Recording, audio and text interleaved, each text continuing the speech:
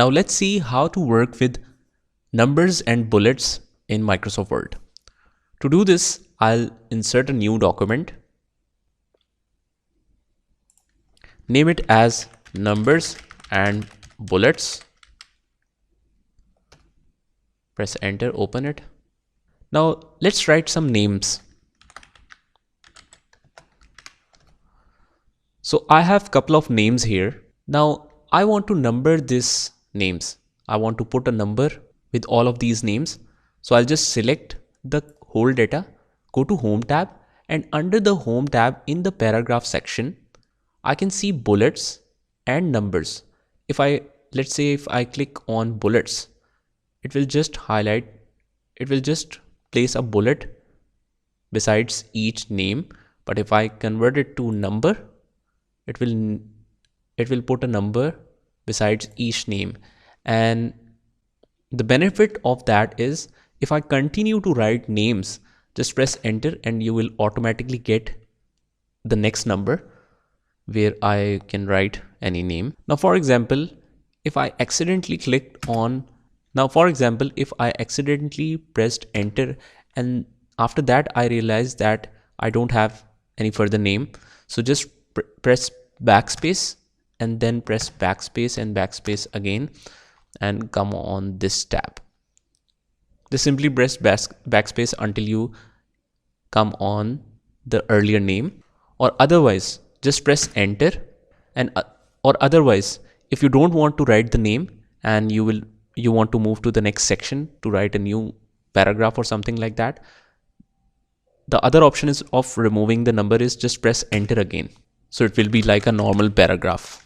Now if I want to change a little format of that, for example, after the number I want the bracket, curling bracket, not this. Now for example, if I want to make little changes in the numbering format, I want the numbering format, but after 1 or any number, instead of dot, it should show a round bracket. So what I'll do is I'll just select complete data, and under the numbering options you have multiple options to choose from. You can either change it to ABC or this Roman style. You can change it to any style. So let's change it to round brackets. And if you want to change the color of it as well, you have multiple options to choose from. For example, let's define new number format, and under the new format you have the option to select any format. If you notice, in the starting we saw only until these styles, but here we have a couple of more styles as well. You can mention it 1 2 3, first, second, third. You can mention it like this. Let's try this one. So see, you can change however you want it to.